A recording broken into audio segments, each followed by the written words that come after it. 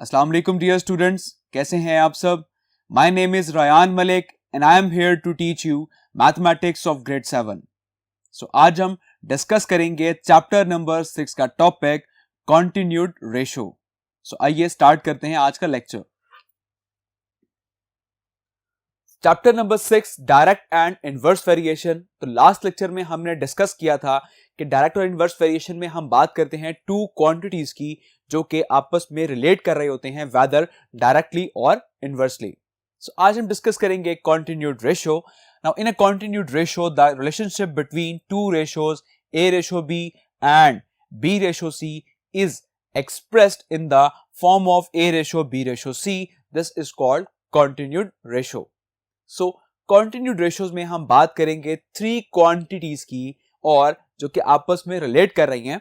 किस तरह से? लाइक फॉर एग्जांपल कि एक क्वांटिटी है A और एक क्वांटिटी है B।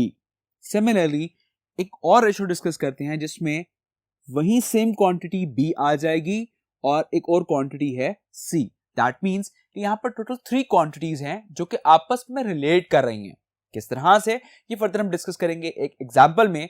सो अब वो थ्री क्वांटिटीज जब रिलेट कर रही होंगी तो उसको हम एक्सप्रेस करेंगे इस फॉर्म में A ratio B ratio C।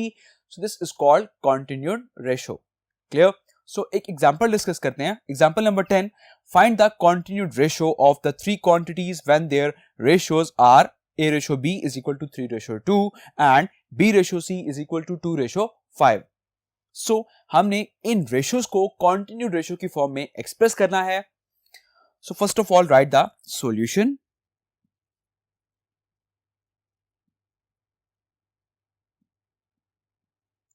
सो आपको रेशियोज गिवन है A ratio B, that mean 3 ratio 2 and this shows कि A की जो वैल्यू है वो 3 है और B की वैल्यू 2 है। सिमिलरली नेक्स्ट रेशो आपको गिवन है B ratio C and that is equals to 2 ratio 5। Clear? So B की वैल्यू 2 और C की वैल्यू 5। क्लियर? सो इसको हम एक्सप्रेस करते हैं A ratio B ratio C की फॉर्म में, which is the continued ratio. Now A ratio B ratio C ratio B ratio C। Clear? So first of all हम first ratio की बात करते हैं जिसमें A की वैल्यू है 3 और B की वैल्यू है 2। क्लियर? और सेकंड रेशो आपको गिवन है which is B ratio C and that is 2 ratio 5। सो अब हम सेकंड लाइन में मेंशन करेंगे सेकंड रेशो, B की वैल्यू है 2 और C की वैल्यू है 5। क्लियर? सो इस कॉन्टिन्यूड रेशो को फर्दर हम सॉल्व किस तरह से करते हैं, यहां पर आपने अब इस वैल्यू को मल्टीप्लाई करवाना होता है इस वैल्यू से। Clear? 3 into 2 it becomes 6। Clear? और इस वैल्यू को हम मल्टीप्लाई करवाते हैं ऊपर वाली वैल्यू के साथ। 2 into 2 that is equals to 4 और सिमिलरली लास्ट में ये वैल्यू मल्टीप्लाई होती है इस वैल्यू से। सो 2 into 5 it becomes 10। तो आपके पास फाइनल रेशो आ जाएगी 6 रेशो 4 रेशो 10। तो ये आपने कॉन्टिन्यूड फॉर्म में एक्सप्रेस कर दिया। लेकिन हमने फर्दर नोट करना है कि क्या ये वैल्यूज किसी एक खास टेबल पर आती हैं। यस ऑफ कोर्स, 2 के टेबल पर ये सारी वैल्यूज आती हैं, तो हम इनको 2 के टेबल पर कैंसल आउट करेंगे। Like 2 3s are 6 and 2 2s are 4 and 2 5s are 10। सो आपके पास जो कॉन्टिन्यूड रेशो आ जाएगी which is actually A ratio B ratio C and that is equals to 3 ratio 2 ratio 5। Clear? So this is the continued ratio. Clear? So I hope इस example से आपको continued ratio का concept clear हो गया होगा। इसी के साथ हम डिस्कस करते हैं speed, time and distance. Speed is the distance covered with in unit of time. Speed क्या होती है कि आप एक यूनिट टाइम के अंदर कितना डिस्टेंस कवर कर रहे हैं, that is the speed of an object. Like speed is equal to distance divided by time. This is the formula of speed. So examples हम discuss करते हैं further. Now if a bus travels a distance of 85 kilometre in 2 hours. So its speed is, तो आपने उसकी speed find out करनी है कि अगर एक बस जो है वो ट्रैवल कर रही है 85 किलोमीटर 2 hours में, तो उसकी स्पीड क्या होगी. So by using this formula as the speed is equals to distance divided by time. So मैं इसको इस तरह से मेंशन कर सकता हूं, डिवाइडेड बाय टाइम. तो इस फॉर्मूले में हम वैल्यूज पुट करते हैं.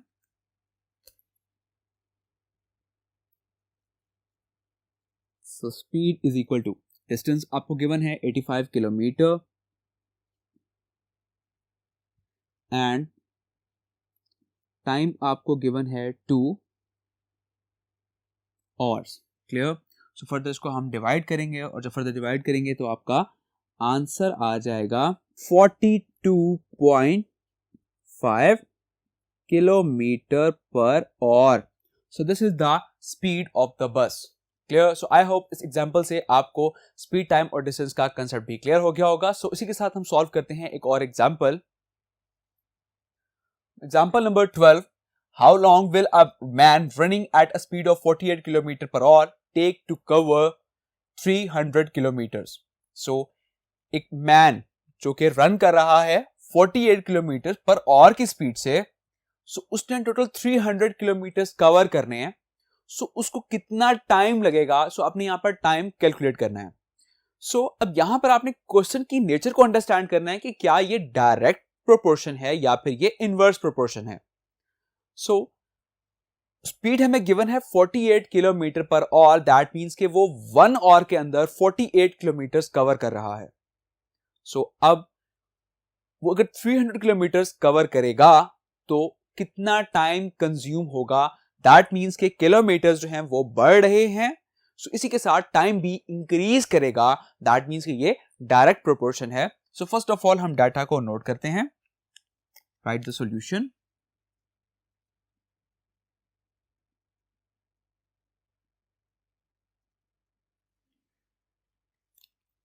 So the distance covered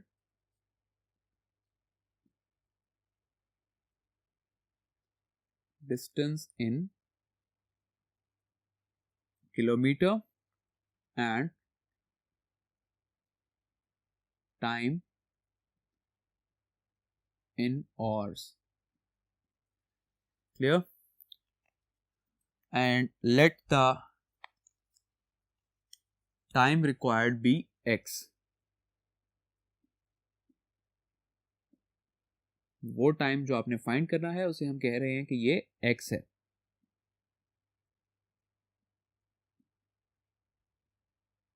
required be x. So distance जो कि हमें पहले गिवन था 48 किलोमीटर और ये कवर अप हो रहा था 1 आवर में.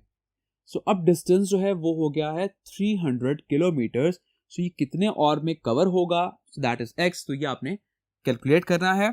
सो एज जैसे कि यहां पर डिस्टेंस इंक्रीज हो रहा है, सिमिलरली टाइम भी इंक्रीज होगा. So this is direct proportion. Clear. So हम इसको डायरेक्ट प्रोपोर्शन की फॉर्म में एक्सप्रेस करते हैं like 48 divided by 300 and that is equals to 1 by x. Clear. So इसको हम क्रॉस प्रोडक्ट लेते हैं इसका, लाइक x आके यहां से मल्टीप्लाई हो जाएगा. It becomes 48x and 300 ones are, it become 300. So 48 इस x से मल्टीप्लाई हो रहा है तो 48 फर्दर यहां पर जाके डिवाइड हो जाएगा. So 300 divided by 48 and that is equals to 6.25 hours, and which is equal to 6 hours and 15 minutes. So the time taken to cover 300 kilometer distance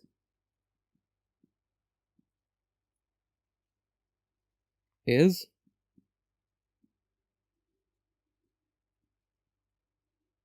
6 hours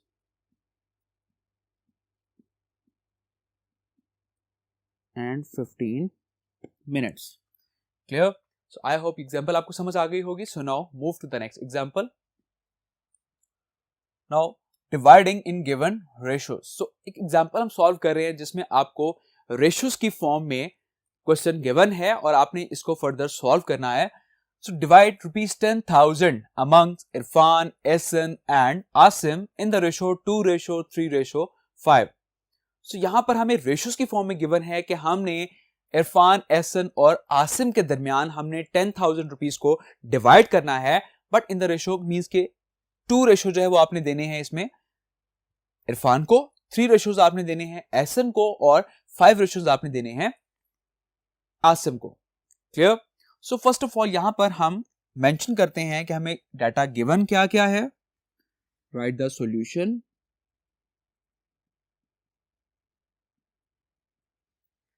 सो हमें गिवन है total amount,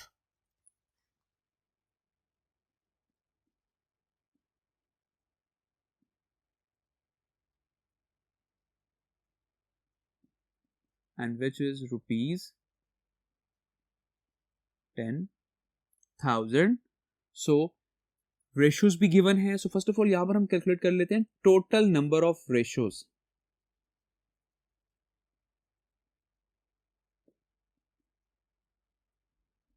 Total number of ratios and that is equals to 2 plus 3 plus 5 and that is equals to 10. Clear? So अब हम calculate कर सकते हैं कि इरफान जो है उसको कितनी अमाउंट मिलेगी. So इरफान्स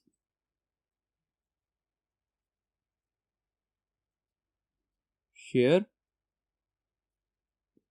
and that is equals to, so basically जहां पर जो स्टार्ट रेशो है 2 ratio, that is the ratio for Irfan. So हम यहां मेंशन करेंगे 2 divided by 10 which means the total ratios into the total amount which is 10,000. Clear?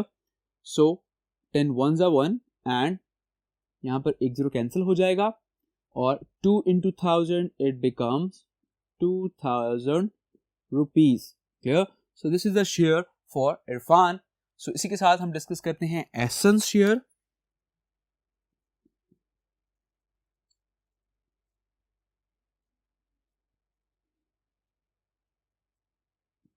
So Ehsan को कितना share दिया गया है, which is 3 among the total amount. So same as it is 3 by the total ratio which is 10 multiply by the total amount which is 10,000.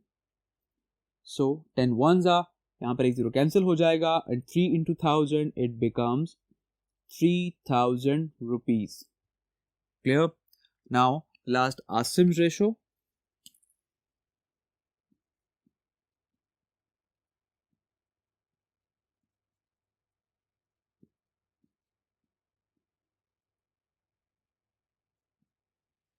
So Asim की ratio है that is 5. So 5 divided by total ratio which is 10 into 10,000. So 10 एक 0 यहाँ पे cancel हो जाएगा. 5 into 1000 and that is equals to 5,000. Clear? So this is the share for Asim. Clear? So I hope example आपको समझ आ गई होगी. So next lecture में हम सॉल्व करेंगे एक्सरसाइज 6. बहुत सारा ख्याल रखिएगा. Take care. अल्लाह हाफिज.